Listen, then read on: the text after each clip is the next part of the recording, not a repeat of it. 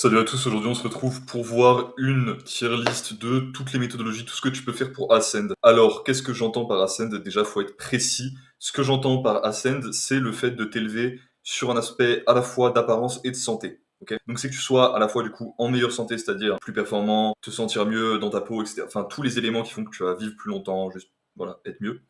Et en même temps que ça améliore ton apparence physique. Ok, parce que pour moi, santé, beauté sont liés. Et du coup, je ne mettrai au sommet que les choses qui te permettent d'améliorer à la fois les deux. Et s'il y a des fois des choses qui te permettent d'améliorer ta santé, mais qui sont pas forcément folles pour ta beauté, elles seront un petit peu plus bas dans la liste. Et inversement, c'est des choses qui sont très bien pour ta beauté, mais moins intéressantes d'un point de vue santé, elles seront également un petit peu plus bas dans la liste. Donc c'est parti, j'ai 52 items aujourd'hui, donc on a pas mal de choses à voir. Et du coup, allons-y. Alors le premier élément qu'on a, c'est d'avoir un body fat très bas. Alors un body fat très bas, d'un point de vue esthétique, c'est pas mal, mais d'un point de vue santé, c'est mauvais. D'un point de vue santé long terme, ta libido va être éclatée, t'as plein de fonctions, donc ta synthèse du collagène va probablement être perturbée, ta fonction hormonale va être très perturbée, ça c'est certain. Ton niveau de stress, ton niveau de cortisol va être énormément élevé, en conséquence de quoi tu vas probablement moins bien digérer, moins bien dormir, etc. Donc c'est vraiment pas fou. Et même d'un point de vue esthétique, c'est pas fou long terme, parce que là je parle vraiment d'un body fat extrêmement bas, je parle pas juste d'être plutôt lean, tu vois, plutôt lean c'est pas un souci. Mais un body fat extrêmement bas, en fait, t'as juste une tête de mort-vivant, en fait. Et il y en a qui croient que c'est esthétique, mais en fait, ce que vous cherchez avec un body fat très bas, c'est le fait de ne pas être bloat, c'est-à-dire de ne pas avoir le visage gonflé, etc. Mais ça, c'est lié à la malbouffe, c'est lié au fait d'avoir trop de rétention d'eau, et aussi un body fat trop élevé. Mais t'as pas besoin d'être aussi sec que ça pour des bloats, si tu veux. Donc, globalement, être extrêmement sec, c'est vraiment pas fou. Ça peut un peu fonctionner d'un point de vue court terme et tout. Donc, j'aurais tendance à mettre ça en D-tier. Voilà. Finalement, on a le fait d'avoir un body fat justement raisonnable, assez bas, mais raisonnable, donc entre à peu près, on va dire 14 et 20%, tu vois. Tu peux descendre même à 12-10 si tu es vraiment en forme, si tu prends bien le soleil et tout. Ça, justement, ça va être le plus optimal pour ta fonction hormonale, parce qu'après, avoir plus de body fat que ça, c'est être plus gros, c'est pas bien non plus, tu vois. Ça va augmenter l'aromatase, donc le fait que ta testo se transforme en oestrogène. Et tu sais que déjà dans le monde moderne, on a tendance à avoir beaucoup trop d'oestrogène, donc c'est pas un truc de fou. Donc ouais, être dans cette range-là, entre 12 et 20% à peu près, 25% on va dire max, probablement en hiver pour les hommes, ça c'est plutôt justement une masterclass, donc ça va plutôt aller en S-tier, franchement ça mérite son S-tier, avoir un body fat bien géré et un body fat bien physiologique. Après, ici, cette image-là, je l'ai pourquoi? Je l'ai pour la Double Jaw Surgery, donc pour Bimax, pour ceux qui savent ce que c'est. Alors, là, il y en a certains qui vont être, il y en a beaucoup même, notamment dans les milieux primal, etc., qui vont me détester. Mais pour moi, c'est une bonne chirurgie pour beaucoup de gens. Pas pour tout le monde, hein. Vraiment pas pour tout le monde. Il y a plein de gens qui en ont pas besoin. La majorité des gens en ont pas besoin. Mais tu as peut-être 5% de la population, c'est bien possible, aujourd'hui, qui est tellement un peu cook d'un point de vue formation, disons, des os du visage et du coup des voies respiratoires, enfin, du coup avoir de la place pour les voies respiratoires, etc. Bimax, pour beaucoup de gens, ça peut leur améliorer pas seulement leur apparence, mais aussi leur santé, parce que du coup, ça va leur éliminer pour beaucoup de l'apnée du sommeil et tout un tas d'autres problèmes. Donc voilà, c'est vraiment pas un truc pour tout le monde, donc ça peut pas aller en A tier ou S tier, mais il y a pas mal de gens pour qui ça va être pertinent, donc pour moi ça mérite un B tier. Donc voilà, maintenant on va passer à MARP. Donc MARP c'est tout ce qui est expanseur de palais en particulier. Donc vous voyez c'est le petit truc avec la vis là qui va vous permettre d'élargir du coup votre palais et du coup de faire plus de place justement pour les voies respiratoires, les dents. Donc en gros ça va être de l'orthotropie. Donc une discipline qui va un petit peu à l'inverse de l'orthodontie. Au lieu d'enlever des dents pour faire de la place et pour bien aligner les choses, on va faire de la place pour que les dents s'alignent toutes seules et que les choses se passent bien. Alors cette pratique là pour moi elle est juste géniale si elle est faite assez tôt et elle peut même fonctionner pour des gens qui sont adultes qui ont encore des problèmes. C'est juste une masterclass d'un point de vue à la fois esthétique et santé, parce que tes voies respiratoires, c'est tellement important. Genre vraiment, je sais pas si vous vous rendez compte, il y a eu, il me semble que c'est dans les années 20 à peu près, on avait en moyenne 8 cycles respiratoires par minute. Donc c'est-à-dire que les gens faisaient une inspiration et une expiration 8 fois par minute. Okay, aujourd'hui, il me semble qu'on est dans les pays développés entre 20 et 24. On respire trop et ça détruit notre santé. Et ça, c'est lié au fait que nos voies respiratoires sont cook, qu'on a un volume pulmonaire qui a diminué et qu'on est extrêmement stressé, qu'on est plein de cortisol. Donc, déjà, pouvoir éliminer un de ces problèmes-là en ayant des voies respiratoires qui fonctionnent mieux, c'est juste incroyable. Donc voilà, ça mérite son STR, je suis désolé. Le thumb pulling, ça fonctionne très bien. Contrairement à ce que beaucoup vont vous dire, ouais, mais on n'a pas de double blind de contrôle. En fait, tu peux pas avoir des études comme ça en double aveugle ou même. Tu peux pas avoir des études sur tous les sujets, surtout quand c'est des trucs un peu niche, qui ont une optique plus looks maxing à la base que santé, mais au final c'est un peu le même effet que Marc, si tu veux, en quand même moins violent, en plus soft. Et si tu le fais bien, faut faire gaffe à pas juste pousser sur tes dents comme un gros débile et du coup te perturber les positionnements des dents. C'est principalement Oscar Patel qui a popularisé ça, et en vrai, là-dessus, pareil, il a raison. Moi, les gars, d'ailleurs, pour ce qui est de tous ces trucs-là, de voies respiratoires, d'expandre la maxilla, etc., c'est des choses que je recommande beaucoup pour les gens, et que je recommande beaucoup à mes athlètes, en fait. J'ai pas vraiment de clients en coaching, etc., dans le milieu de l'os maxime, c'est plus un truc de gamin. Donc les gens qui ont des thunes pour se prendre un coaching avec moi, généralement c'est pas des gens que ça intéresse tant que ça. Par contre, dans les gens que j'ai en coaching, il y en a beaucoup qui ont cette idée de vouloir performer au max, et de vouloir du coup, pour performer au max aussi, avoir justement une respiration qui est boostée. Et de ce point de vue-là, je leur recommande souvent ce genre de choses, et du coup le tongue pulling, je pense que ça mérite un tiers, tu vois. C'est pas aussi efficace que d'avoir de l'orthotropie faite correctement par un orthotrope, tu vois, comme avec justement Marc, mais c'est déjà très très bien. L'orthodontie classique, avec du coup les appareils dentaires aux métaux lourds qui vont te niquer les dents, te niquer les voies respiratoires, bref. L'orthodontie classique, je suis désolé, pour moi, voilà, ça mérite un F tier, c'est de la grosse merde. Ensuite, on a le mewing. Alors le mewing, pour ceux qui savent pas encore ce que c'est, bon, je sais pas où vous vivez, mais en gros, c'est juste le fait d'avoir une position de langue qui est correcte sur ton palais, et de respirer correctement par le nez. Donc en fait, ça devrait être une évidence, ça devrait pas être un truc qu'on t'apprend, mais c'est nécessaire de l'apprendre pour pas mal de gens qui ont de mauvaises habitudes respiratoires, et en ce sens-là, avoir des bonnes habitudes respiratoires, c'est-à-dire avoir la langue collée au palais, respirer par le nez, pas par la bouche, évidemment, c'est des bases, et c'est S-tier. Avoir une très bonne qualité de sommeil, genre avoir un sommeil profond qui est boosté, c'est S-tier. On va voir plus tard des astuces justement pour booster la qualité de son sommeil en question, mais évidemment ça mérite son S-tier. Le sleep mask. Alors le sleep mask, pourquoi? C'est pour moi quelque chose d'assez incroyable en fait. Ça paraît un outil un peu gadget comme ça. Alors faites attention à acheter un sleep mask qui est coton, bio, machin, tu vois, genre, comme avec les sous-vêtements ou avec les autres choses. Tout ce que tu mets comme vêtements, faut mieux éviter de te foutre des microplastiques dans le corps en plus avec tes vêtements, sachant que tu en as déjà beaucoup dans ta bouche, ton environnement, etc. Même si tu peux les dégager par le sauna, c'est pas la peine d'en rajouter de manière inutile, tu vois, c'est un peu con. Bref, le sleep mask, pourquoi c'est une masterclass? Parce que ne serait-ce qu'un tout petit peu de lumière, ça peut perturber ton sommeil. Et c'est dur d'avoir dans tous les environnements, surtout quand tu es quelqu'un d'un peu vagabond. Tu vois, moi par exemple, je bouge beaucoup. D'avoir dans tous les environnements où tu vas des blackout curtains, c'est-à-dire des rideaux qui font vraiment une chambre où tu as vraiment zéro lumière. Comme c'est dur d'avoir ça, je trouve que le sleep mask, c'est un outil assez phénoménal pour justement éliminer la lumière dans ton environnement et avoir une meilleure qualité de sommeil. Je sais pas si ça mérite un S tier, non, pour moi ça mérite un A tier. C'est un outil de fou, mais bon, on va pas non plus abuser sur la pertinence de l'outil. Regardez le lever et le coucher du soleil pour regarder ton cycle, pour régler, excuse-moi, ton cycle circadien. Ça, mec, j'ai dû t'en parler, je sais pas combien de fois je t'en ai parlé. Pour régler ton cycle circadien, vraiment, regarde minimum 15 minutes le matin et minimum 15 minutes le soir. Pourquoi? Parce que si tu veux, ton cerveau, pour avoir le signal que là il fait jour, là il faut que je me réveille, faut que j'envoie du cortisol, et le cortisol c'est pas toujours une mauvaise chose, hein, je précise, c'est une hormone de stress, certes, mais ça veut pas dire que être stressé c'est aussi naturel, et c'est pas mauvais d'être stressé, c'est mauvais d'être tout le temps stressé, c'est mauvais d'avoir du stress chronique, c'est mauvais d'avoir du stress au mauvais moment de ta journée où ça va perturber ton sommeil, perturber ta digestion, perturber d'autres choses, mais être stressé en général, avoir du cortisol, c'est pas forcément une mauvaise chose. En l'occurrence, du coup, le fait de regarder 15 minutes le soleil le matin, ce que ça va faire, c'est que ça va envoyer le signal à ton cerveau de par UVA, UVB et le spectre lumineux que tu as quand le soleil se lève et quand il commence à faire jour, que là, il fait jour, là, il y a de la lumière bleue à fond, là, faut que je me réveille, faut que j'envoie du cortisol. T'as ce pic de cortisol là, tôt le matin, quand tu te réveilles et que tu regardes le soleil, et du coup, tu l'as pas plus tard dans la journée, parce que si tu regardes pas le soleil le matin, tu vas l'avoir. Ce pic de cortisol, si tu veux, c'est un invariable physiologique, c'est-à-dire que dans tous les cas, tu vas l'avoir, ce pic de cortisol, à un moment dans la journée, mais si tu l'as pas le matin, tu l'auras plus tard. Et si tu l'as plus tard, derrière, il va perturber ta production de mélatonine et il va t'empêcher d'endormir le soir. Et du coup, tu te crées un cercle vicieux. Donc, max ton cortisol le matin et en particulier, regarde le soleil le matin. Et regarder le soleil le soir au coucher de soleil, c'est aussi pertinent de fou. Tu vois, tu vas avoir beaucoup plus de rouge et d'infrarouge dans le spectre. Et là, ça va avoir l'effet inverse, c'est-à-dire l'effet calmant sur ton système nerveux, te faire comprendre que faut se reposer, qu'il faut faire dodo, machin. Donc, regarder le soleil matin et soir, c'est un absolu estier. Le sun gazing, fait de manière intelligente. Ok, hop, j'avance un petit peu nos autres éléments. Maintenant, on a les lunettes Bosch anti-lumière bleue, donc tout ce qui est, alors tous les biohacks comme ça, un petit peu, c'est un petit peu gadget, ok. C'est bien, c'est très bien, les lunettes Bosch, c'est une masterclass, je fais que te les recommander d'ailleurs. Mais c'est un petit peu gadget dans le sens où l'idéal c'est quoi? C'est que t'aies pas besoin de tes lunettes Bosch en fait pour aller sur un écran le soir.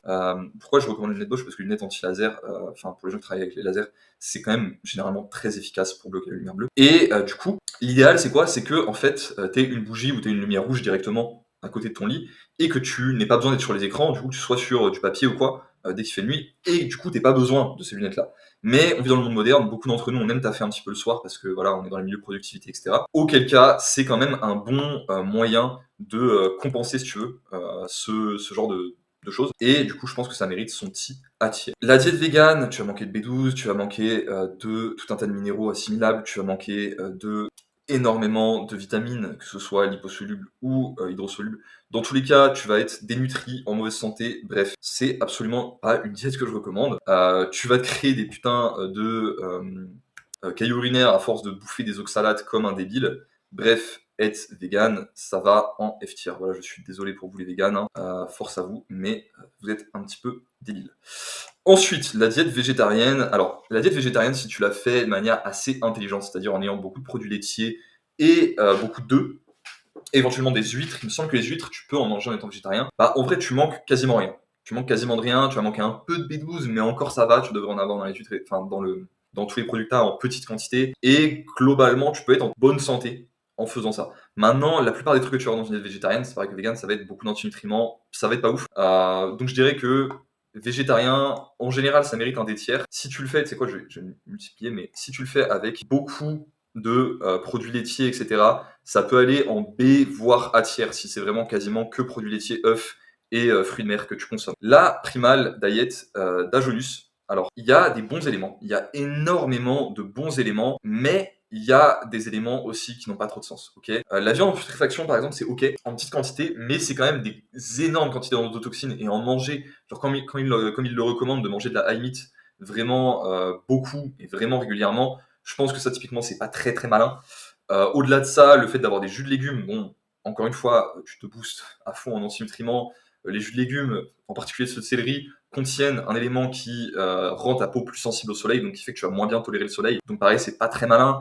Le fait d'avoir perdu du sel, encore une fois, c'est une connerie. Le sodium, c'est une masterclass pour ta santé. C'est une nécessité pour être hydraté. Et d'ailleurs, c'est pour ça qu'il fait des jus de céleri, c'est parce que dans sa diète, on manque de sodium. Du coup, on trouve des moyens un peu foireux de compenser. Globalement, la base, je dirais, est quand même très très très bonne, honnêtement. Voilà. Le fait d'avoir enfin pas une diète qui soit ultra riche en glucides, mais qui ait des glucides et des lipides en grosse quantité. Et de toute façon, les protéines viennent avec les produits bruts qu'on va manger. Et globalement, c'est quand même une très très très bonne diète. Ça mérite, je pense, un A tiers de appliquer la Primal Diet d'Ajonus de manière intelligente et en le faisant à fond.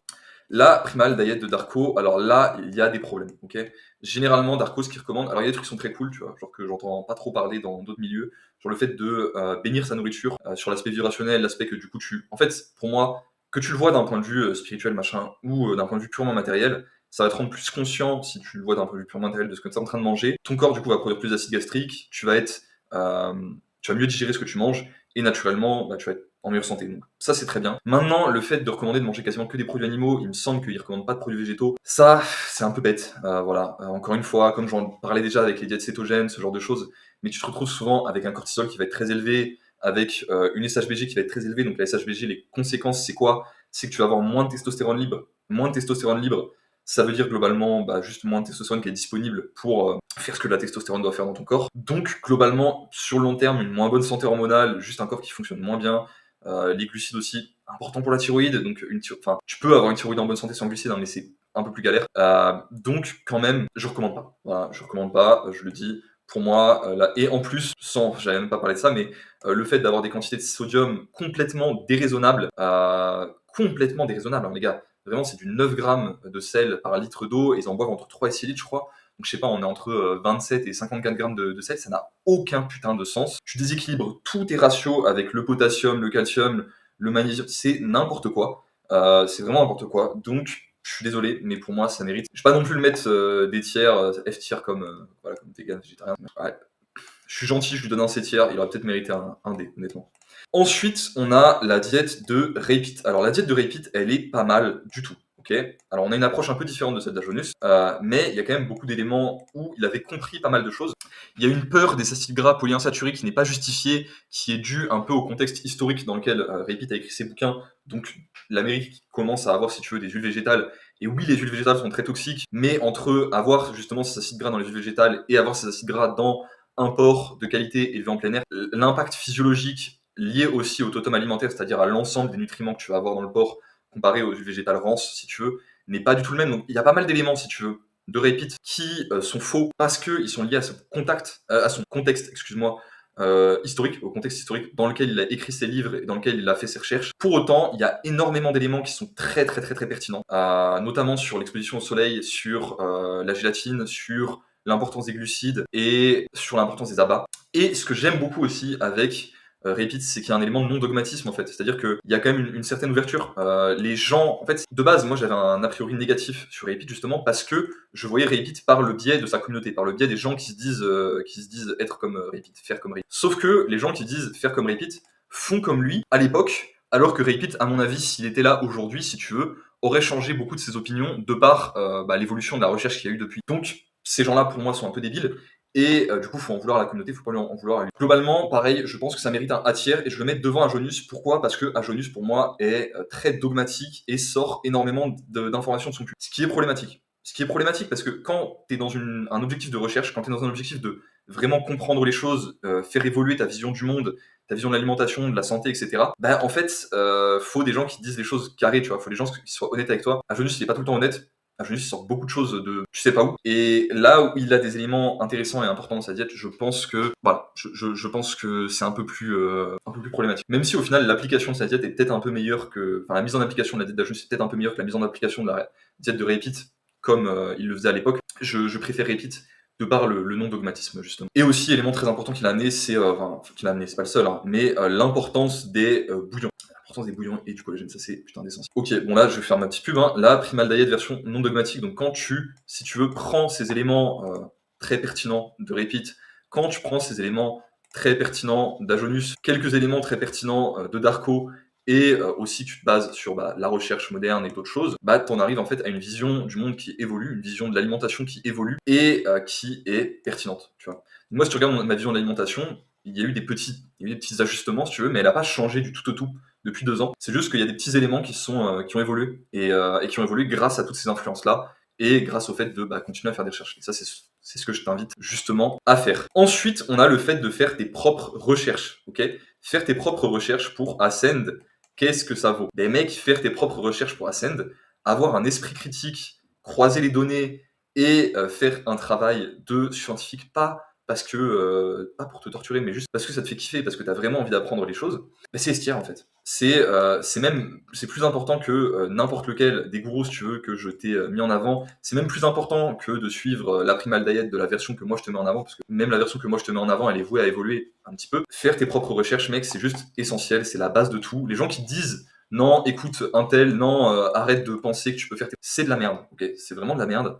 Je sais pas comment vous dire. Apprends à lire une étude. Apprends à voir ce que c'est une bonne méthodologie d'étude, une mauvaise méthodologie d'étude. Remets en question aussi le biais scientiste de regarder tout par le prisme que des études. Pose-toi des questions sur les lobbies qui sont derrière certaines études, les lobbies qui sont derrière d'autres, les biais de certains scientifiques. Pose-toi des questions aussi en regardant ta vision de l'alimentation, ta vision de la santé, etc., à travers d'autres domaines que des domaines purement de ça, si tu veux. Par exemple, étudier l'alimentation, peut-être pas que par le biais des études sur l'alimentation, mais aussi par l'anthropologie, tu vois. Ça peut être une approche très intéressante.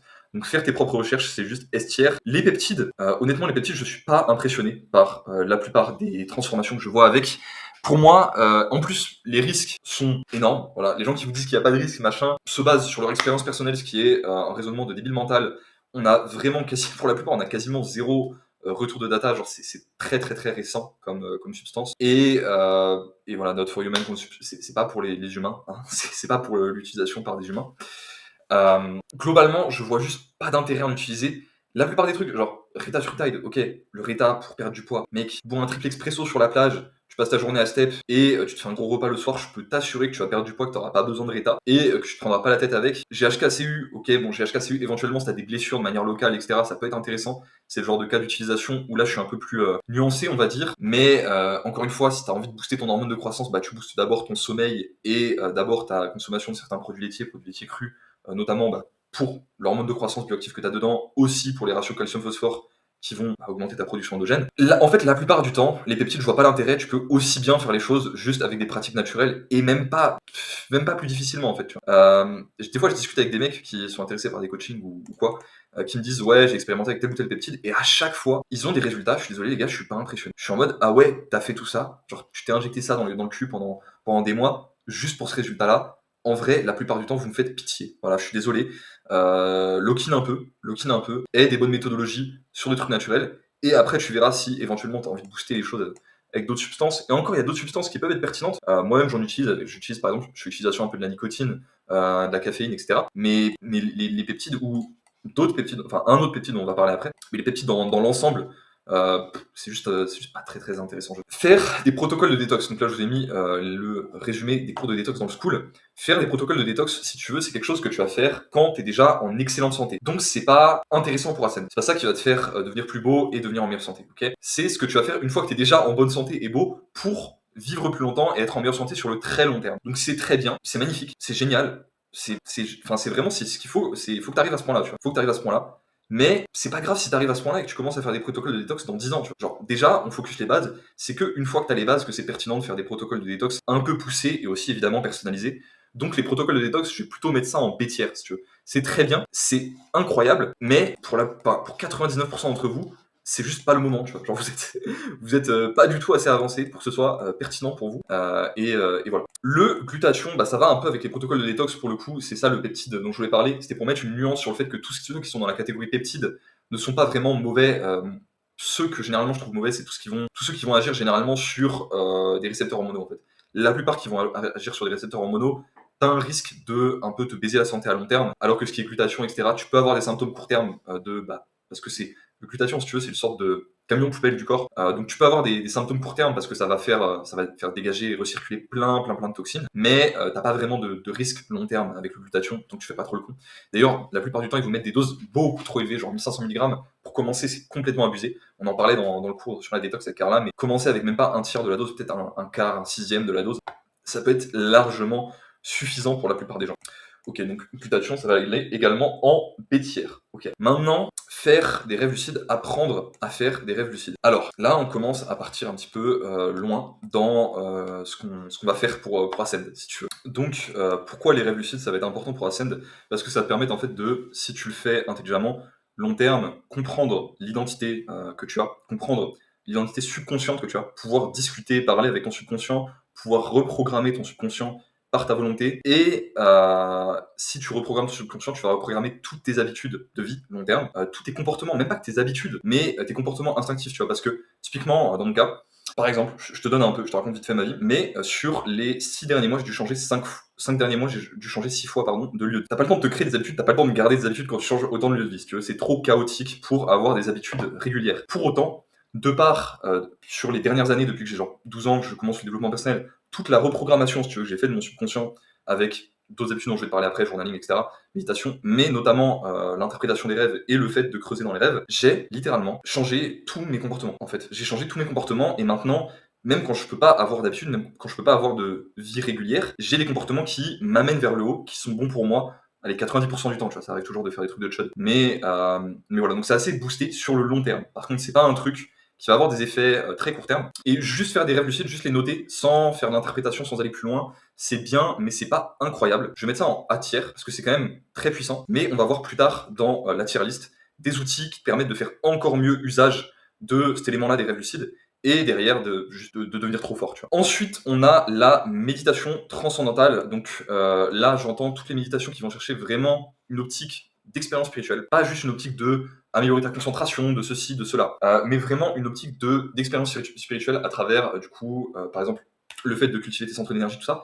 Ça peut te paraître bizarre, ça peut te paraître complètement wouhou, complètement allumé ce que je te dis, mais dis-toi que c'est quelque chose, quand tu y penses, qui fait sens physiologiquement. Ok, on sait maintenant, de par la recherche qu'on a sur le sujet, que par exemple, si quelqu'un médite, disons pendant 1 heure sur le fait, alors quelqu'un qui est entraîné à méditer, sur le fait d'amener de l'énergie dans son doigt, tu vois, dans son index, bah, il peut avoir jusqu'à une différence de température corporelle, je crois que c'est de 2 degrés entre le bout de son index et le reste de son corps.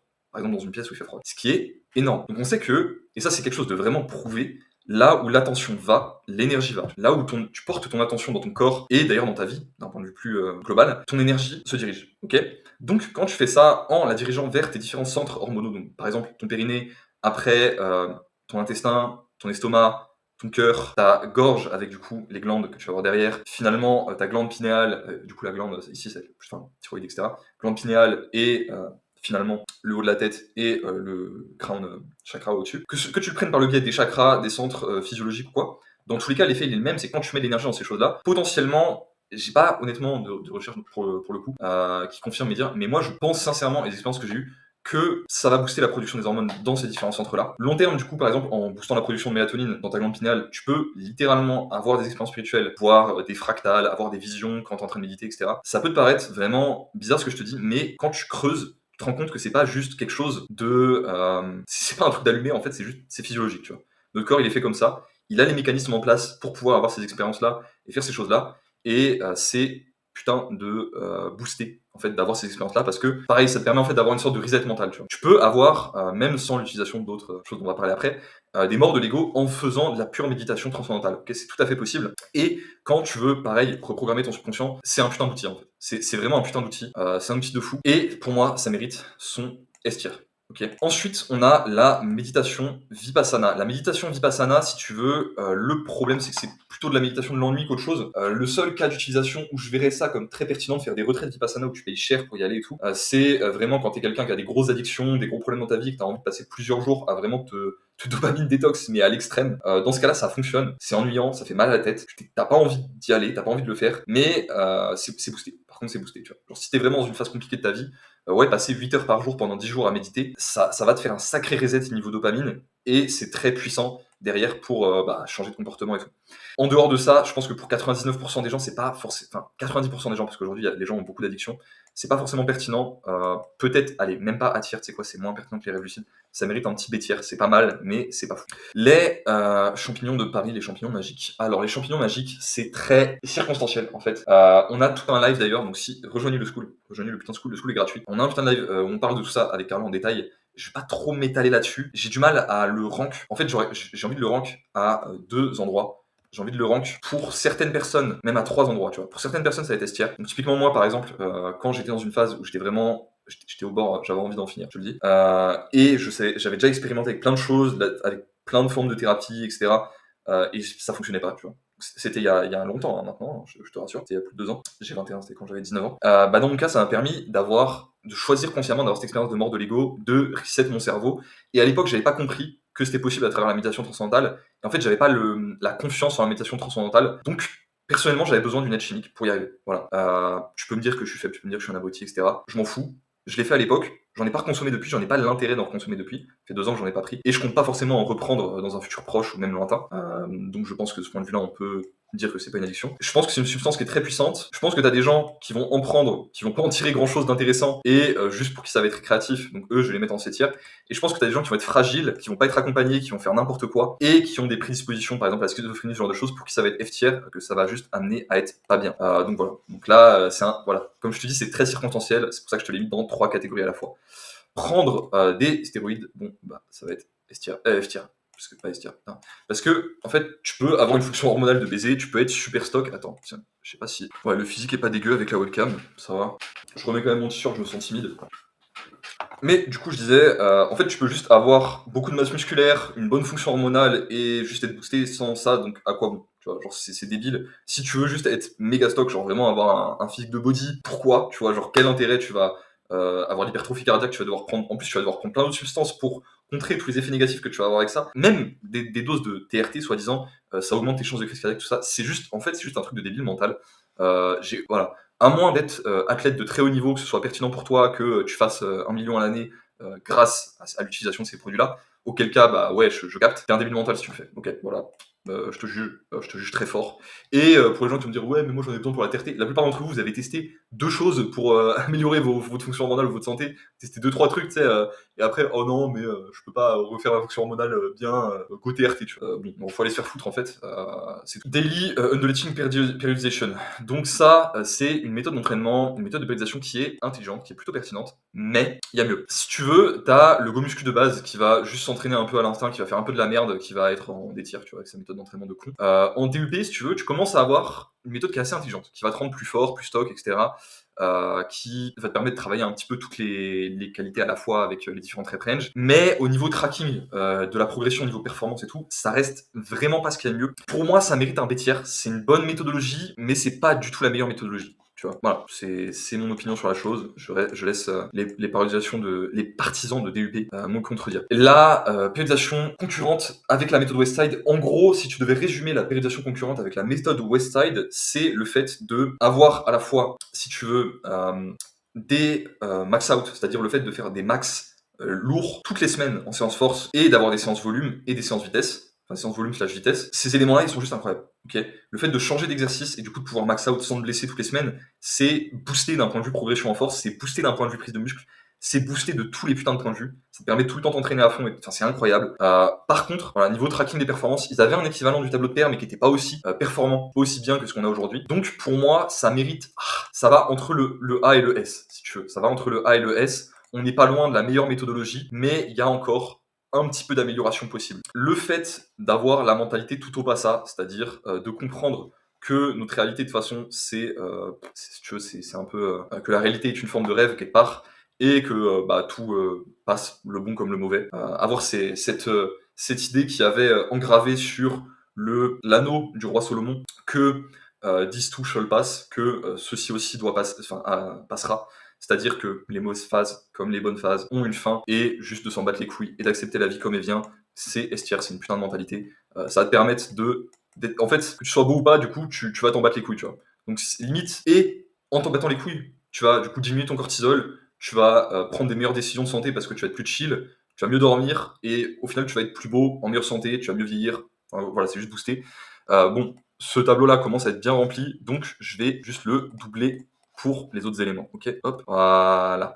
Maintenant, on a encore pas mal d'éléments à voir. Ok. Le café, en particulier les expressos avec du café de qualité. Alors, plus je creuse le café, plus je me rends compte que c'est juste incroyable et que c'est putain d'hormétique. Ok, c'est putain d'hormétique, c'est-à-dire que même les petites doses entre guillemets de poison que tu vas avoir dedans, si tu as une bonne santé et si tu as des bonnes habitudes de santé en place à côté, c'est juste trop boosté. En fait, le café, c'est juste trop boosté. Faut faire des briques de tolérance, par contre, pour en avoir le maximum de bénéfices. Les polyphénols que tu vas avoir dedans, t'en as certains, par exemple, t'en as un qui va inhiber la production de myostatine. La myostatine, si tu veux, c'est une protéine que ton corps produit de manière endogène qui t'empêche de prendre du muscle. Donc, comme ça va inhiber la production de cette protéine, tu vas prendre plus de muscle parce que tu vas inhiber la production de cette protéine. T'en as plein d'autres. T'as plein de fonctions. Enfin, c'est vraiment trop intéressant. Meilleure régulation de la dopamine aussi, et de tes circuits de dopamine quand tu vas prendre du café, surtout si tu lis du coup le café à des activités un peu productives, un peu low dopamine, mais en fait low dopamine parce que tu as des trucs plus dopaminergiques dans le monde moderne, mais au fond c'est des activités très dopaminergiques, le fait d'apprendre des choses, de créer des choses, etc. Le café, les gars, s'éclater un triple expresso sur la plage, c'est estière, j'en ai rien à foutre. Les primals, vous pouvez venir me casser les couilles, je vous pète, je vous pisse à l'arrêt. Je sais plus c'est d'où vient cette expression d'ailleurs, bref. Le fait de parler à des meufs que tu connais pas. Le fait de parler à des meufs que tu connais pas, bon là, il y a pas mal de recherches sur le sujet. Oui, ça peut paraître un peu con qu'il y ait de la recherche là-dessus, mais ça augmente énormément ta testo, et c'est pas une augmentation qui est transitoire, contrairement par exemple au sprint, à ce genre de choses. C'est une augmentation qui dure assez longtemps. Le fait en général de parler à des inconnus, d'ailleurs, le fait juste d'avoir plus de relations sociales, d'essayer de te sortir de ta zone de confort d'un point de vue social, c'est un absolu estière. C'est une des meilleures choses que tu puisses faire pour Ascend, pour ta santé. Ça va te rendre plus beau, c'est juste incroyable. Gamifier ta vie, ça peut être à double tranchant. Gamifier ta vie, ça peut être à double tranchant. Si tu le fais intelligemment, que tu mets en place des systèmes, si tu veux, de productivité comme ça, qui te permettent de bien appliquer tous les conseils qui te permettent vraiment d'améliorer ta santé de manière efficace et sans te prendre la tête, et en même temps en atteignant ce que tu vas atteindre à côté dans ta vie, dans ce cas-là, c'est estière. Mais si tu te prends au piège de la gamification à l'excès, à outrance, où là tu te crées trop de systèmes, tu passes ton temps plus à peaufiner et à regarder tes systèmes que à t'en servir et à faire des choses dans la vraie vie, là c'est l'inverse, ça va être F-tier, ça va être une prison pour ton esprit, et du coup la gamification ça va à la fois en S et en F. En fait c'est un outil très très très très très pertinent, mais auquel il faut faire très attention à la manière dont tu l'utilises. Ensuite, le tableau de PR, l'utilisation de la périodisation concurrente Westside avec le tableau de PR. Donc là en fait on prend Westside et on ajoute le truc qui leur manquait, c'est-à-dire avoir un tracking fiable et pertinent sur les exercices que tu fais et sur ta progression, pas juste sur les exos, les gros exos et les exos principaux que tu vas faire pour du powerlifting ou quoi, mais sur littéralement tous les exos pour t'adapter à ta pratique, à tes objectifs, que ce soit un objectif de performance en musculation, de performance en streetlifting, en powerlifting, en gymnastique, aux anneaux, en n'importe quoi, gros, en putain de n'importe quoi. C'est juste un absolu estière. Genre, c'est vraiment la meilleure méthodologie d'entraînement qui existe. Voilà, j'en ai rien à foutre. C'est ce que j'enseigne. C'est J'en suis un des gros contributeurs, si tu veux. L'origine un peu de ça, c'est principalement Monsieur Fonte. Et voilà, j'en ai rien à foutre, c'est la meilleure méthode. Full body 2 fois par semaine, où tu te prends pas la tête, tu fais des séances efficaces avec ton tableau de PR, etc. Si ton but c'est vraiment juste de performer à la salle, c'est plutôt à tiers, parce que c'est bien, tu vas avoir beaucoup de jours de repos, tu vas performer comme un putain d'enculé, c'est incroyable, mais tu vas mieux progresser avec un peu plus de séances d'entraînement, plus de régularité, on va pas se mentir. Mais si ton but c'est de performer et d'être très fort sans prendre la tête, bah typiquement moi tu vois récemment je suis arrivé à un deadlift à 300 kg, un PR plus 20 kg en deadlift sumo. Je suis arrivé à un deadlift à 300 kg. En m'entraînant, depuis 1 an à peu près, je m'entraîne 2 fois par semaine en moyenne. Voilà. Donc du full body 2 fois par semaine fait intelligemment, c'est quand même putain d'efficace et pour moi ça mérite son S-tier. Ensuite du upper lower 4 fois semaine, ça mérite également un S-tier parce que pareil, putain de méthodologie, ça demande pas non plus de passer ta vie à la salle et ça maximise vraiment ta progression en fait en musculation. Ensuite, le fait de faire du PPL 6 fois semaine, j'ai envie de le mettre en D-tier. Tu peux être fort en PPL 6 fois semaine, mais globalement, tu vas avoir de l'overlap en fatigue entre différents exos. Et c'est juste pas du tout ce qu'il y a de plus pertinent en fait pour devenir très fort. Donc pour moi, le PPL 6 fois semaine, c'est juste ça marche, mais tu passes beaucoup trop de temps à la salle, tu vas pas progresser aussi vite généralement quelqu'un qui fait du upper lower 4 fois semaine. Tu vas même des fois pas progresser aussi vite quelqu'un comme moi qui fait du full body 2 fois semaine. Bref, c'est pas très fou, tu vois. Tu peux le faire intelligemment, mais c'est compliqué, ça demande beaucoup de connaissances, c'est chiant. Qu'est-ce qu'on a ensuite? Qu'est-ce que c'est que ça? Le journaling. Alors le journaling, pour mieux comprendre ton esprit, si tu veux, moi il y a 3 piliers que je te recommande dans ma méthodologie au niveau mental, au niveau mindset. Il y a la méditation transcendantale, etc., qui va être un outil pour avoir des expériences spirituelles et pour augmenter l'écart entre stimulus et réponse, si tu veux, ce qui te différencie du reste du règne animal, ce qui te rend, entre guillemets, meilleur que les autres animaux, c'est le fait que quand il y a un stimulus qui arrive, par exemple, t'as faim, par exemple, tu vois une jolie fille, tu peux délayer la réponse, tu vois. Tu vois une jolie fille, bah, t'as des conventions sociales, tu peux aller lui parler, mais tu peux aussi choisir de ne pas aller lui parler, tu peux aussi choisir de faire d'autres choses pas bien, tu vois. Ça, c'est ce que tu ferais si t'étais un animal, tu ferais les choses sans lui demander.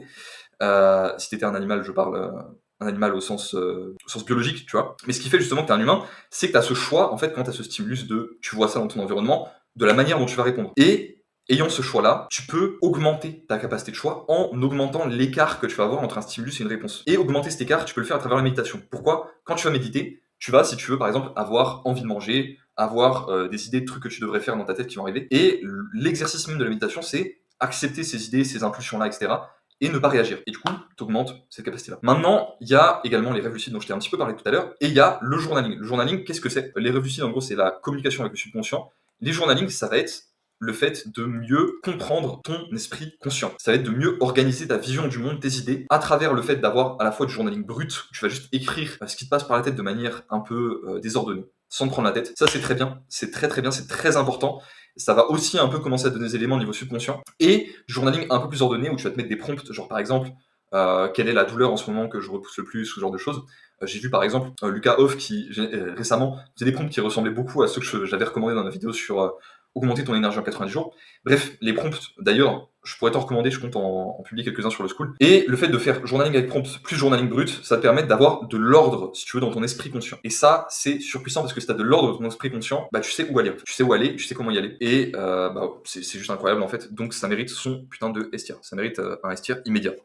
Ensuite, on a la méditation de concentration, juste le mindfulness, si tu veux. La mindfulness, c'est bien, mais c'est juste moins intéressant, si tu veux, que de faire la méditation avec vraiment un objectif précis de augmenter ton niveau de concentration ou justement aller chercher des expériences spirituelles à travers les différents points, les différents chakras, les différents points énergétiques, etc. Donc pour moi, la mindfulness, si tu veux, c'est bien, c'est une bonne porte d'entrée, ça mérite un petit B-tiers parce que c'est une bonne habitude de vie, mais c'est pas fou non plus. La marche, et en particulier la marche méditative, donc le fait de marcher en silence, c'est juste extrêmement boosté. La marche, les gars, je sais pas combien de fois faut que je vous présente les bénéfices de la marche. Quand tu marches, comme d'ailleurs quand tu fais du sport, tu vas créer des radicaux libres. Les radicaux libres, ils vont pouvoir rentrer dans tes cellules où la barrière est un petit peu faible et éclater du coup tes cellules, les buter. Sauf que du coup, en butant tes cellules faibles, tes cellules qui vont se multiplier, c'est celles qui ont une mitochondrie solide, c'est des cellules qui sont puissantes. Donc tu fais un tri en fait. Tu deviens antifragile avec ton putain la structure de base de ton organisme, tu vois. Donc c'est boosté. Tu prends le soleil, tu fais fonctionner le système lymphatique. On rappelle, le système lymphatique, c'est le système de détoxification du corps. Et littéralement, ton système lymphatique, contrairement à ton système cardiaque, ton système nerveux, etc., c'est le seul système qui n'a pas de pompe, qui n'a pas de point central. Donc le seul moyen de faire fonctionner ton système lymphatique, c'est activité physique, chaleur, marche, sprint, muscu, sport de combat, sauna, bain chaud, etc. La marche, c'est S-tier, les mecs. c'est littéralement la meilleure activité du monde pour être en bonne santé, en particulier si tu marches barefoot comme un énorme clodo, comme je le fais littéralement tout le temps. Ensuite, les cigares. Alors les cigares, si tu t'en sers de manière occasionnelle pour les fonctions que ça peut avoir sur l'inhibition, excuse-moi, de l'aromatase, donc l'inhibition de la transformation de la testostérone en oestrogène, l'augmentation un peu de la DHT, etc.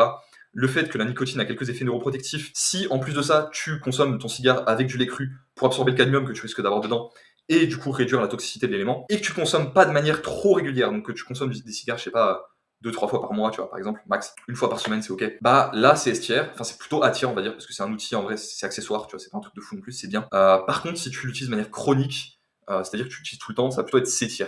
Parce que bah, tu vas quand même avoir des effets négatifs sur la santé, le fait d'utiliser ça de manière trop chronique. Tan au soleil, régulation de la gréline, régulation des hormones de la faim, mélanine, production de la mélanine. La mélanine, c'est pas juste ta pigmentation de la peau, c'est aussi ta putain de santé. C'est vraiment, c'est lié à la fonction hépatique, c'est lié à plein de choses. La hépatique, c'est le foie, si jamais. Production de la vitamine D, c'est une pro-hormone, en fait, ça va booster ta testo, ça va booster toutes tes hormones stéroïdiennes. Bref, tan au soleil, c'est un absolu S tier, et je précise, sans crème solaire, la crème solaire, c'est de la merde, c'est de la pâte à pétrole. Le shadow work tel que je te le mets en avant, donc à travers les 3 outils que sont le journaling, les rêves lucides avec le Dreamcastle, dont on va parler un petit peu après, j'ai hâte de vous reparler de ça. Le shadow work, du coup, à travers ces 3 outils-là, c'est un absolu S tier, hein, ça mérite un absolu S tier. Et on a déjà plus de place sur ce tableau-là de tier list. J'en refais un petit, hop, hop, hop, hop, voilà. Le fait de bouffer des abats toutes les semaines, en quantité raisonnable, c'est S tier. Voilà. B12 en quantité déraisonnable, cuivre en grosse quantité, le cuivre c'est important. CoQ10 avec coenzyme Q10 avec le cœur. En fait, juste quasiment tous les micronutriments et tous les minéraux qui existent, c'est incroyable. Vitamine A, la vitamine A, c'est essentiel pour la santé. Arrêtez de me parler de toxicité de la vitamine A dans le contexte d'un aliment complet comme le foie. Être dogmatique pour Ascend, c'est un putain de F tier. En fait, le dogmatisme, si tu veux, ça va te mettre des putains de hier. Genre quand tu suis par exemple un gourou, quand tu suis une manière de penser, une manière de faire les choses, que ce soit en entraînement, en nutrition, en n'importe quoi d'ailleurs, vraiment c'est dans tous les éléments. C'est de la merde, tu vois, ça va juste t'empêcher d'avancer. Et j'ai pas envie que tu sois dogmatique, j'ai pas envie que tu écoutes qui que ce soit comme parole d'évangile, même pas moi, tu vois. Si t'as des trucs où t'es pas d'accord, bah tu réfléchis, tu fais tes recherches, tu te dis ok, je suis pas d'accord, quels arguments il a, voilà. Fais, encore une fois, le dogmatisme, ça s'oppose un peu au truc que j'ai foutu en STR avant, de faire tes propres recherches. Le Dreamcastle, le fait de créer un outil qui te permet de littéralement répertorier tous tes rêves, faire des liens entre tes rêves, mieux comprendre du coup tes dream signs, pouvoir faire de l'intubation de rêves, c'est-à-dire littéralement choisir les sujets sur lesquels tu vas rêver, et te servir de tes rêves comme outil pour ta créativité, pour tes décisions de vie, pour tout ça, mec, c'est incroyable. C'est probablement le meilleur truc que tu puisses faire pour comprendre ton subconscient. Le fait de faire du sprint, j'aurais tendance à dire que c'est A tier, c'est un bon outil pour être en bonne santé, mais c'est pas essentiel, c'est un peu surcoté dans le sens où tu as des augmentations de GH et testo qui sont transitoires pendant que tu fais du sprint et un petit peu après, mais derrière tu as aussi un dip, donc tu as une diminution de la GH et de la testo. Donc en fait, niveau augmentation long terme, voilà, on n'a pas vraiment de data, ça n'a pas tendance à être si prouvé que ça, tu vois. Donc c'est pas mal, mais c'est pas essentiel, tu vois. C'est une très bonne habitude de vie. C'est très bien d'en intégrer de manière périodique dans ce que tu fais, mais c'est un peu optionnel. Faire de la musculation pour bien vivre et bien ascend et bien vieillir, c'est S tier. Je suis désolé, si tu fais de la musculation intelligemment, c'est S tier. Tu vas booster ta densité osseuse, tu vas inhiber la sarcopénie, enfin le fait de perdre de la masse musculaire avec l'âge, tu vas te protéger contre les cancers, contre tout un tas de maladies. Enfin, genre, je suis désolé, encore une fois, les primals, je suis désolé pour vous, hein, pour ceux qui sont en mode musculation, cortisol inutile. Allez vous faire foutre, les gars, c'est juste trop boosté pour être en bonne santé. Voilà, faut arrêter d'être teubé. Ensuite, faire ce que tu veux avec ta diète, ton style de vie, etc. Ok, là, tu vois, typiquement, 2 litres de lait cru, 500 grammes de viande, 1 litre de glace par jour, 1 litre de café, 1 kg de pommes de terre. C'est pas forcément la diète la plus optique. Alors, c'est une bonne diète, hein, mais c'est pas forcément la diète la plus optique. Pourquoi je fais ça? Parce que c'est pratique pour moi et parce que j'ai putain d'envie de faire ça. Faire ce que tu veux en général dans ta vie et ne pas trop te poser de questions, c'est également S tier parce que, en fait, tout au passage, tu vois. En fait, ça revient un peu à ce que je te disais avant, mais faut arrêter de stresser pour des trucs de débiles. Bouffer des huîtres, en particulier des fruits de mer, pour avoir des énormes apports en zinc et en iode, c'est juste un absolu S tier. T'augmentes ta testo libre, t'augmentes ton putain de cerveau avec l'iode, enfin, juste ta détox aussi, enfin, juste, c'est essentiel, c'est essentiel. Faut le faire, faut bouffer autant de fruits de mer que possible. Ensuite, avoir une approche low volume à l'entraînement, j'aurais tendance à dire que c'est A tier. L'idéal, c'est pas d'avoir une approche low volume, c'est d'avoir une approche intuitive à l'entraînement, comme je te l'ai montré avec la périodisation concurrente, en particulier avec la périodisation concurrente, avec tableau de PR et série flexible. Et voilà. Donc c'est une bonne approche, c'est une approche qui fonctionne très bien mais qui est un petit peu sous-optimale, tout petit peu sous-optimale. Avoir une approche très high volume de débile, où tu fais énormément de jog volume, par contre, c'est un absolu F tier, c'est complètement con aussi. C'est bien de faire du high volume, mais il faut que ton volume haut, il soit dans la mesure, enfin, il soit là dans la mesure où il est pertinent, dans la mesure où tu peux récupérer ce volume et où tu peux progresser sur ce volume d'entraînement. Si tu le fais juste en faisant du fluff and pump, comme Arnold le recommandait avec ses 2 entraînements par jour et tout, c'est un truc de débile. Avoir des aliments riches en bactéries pour booster un peu ton microbiote, et en boostant ton microbiote, booster ta dominance sociale, booster les fonctions de ton cerveau, booster tes hormones, booster littéralement tout. C'est un absolu S tier. Et je crois qu'on a fini pour aujourd'hui. Les mecs, on a vu pas mal de choses. On a vu pas mal de choses. Pas mal de méthodologies pour Ascend. J'espère que la vidéo vous a plu. Si vous voulez un petit peu de précision sur moi, ma méthodologie, en quoi elle consiste, la première vidéo en lien dans la description, c'est ma méthodologie. Voilà. C'est ma méthodologie en 3 piliers, entre périodisation concurrente, primal, diet et lifestyle et shadow work. Ce que je mets en avant dans mes coachings. T'as cette vidéo là pour te montrer ce que c'est. Je vous souhaite à tous une excellente journée, j'espère que la vidéo vous a plu, j'espère que vous en avez tiré de la valeur, c'était assez énorme comme vidéo, moi ça m'a plu, c'était fun à faire, et je vous dis à la prochaine, j'espère à très bientôt.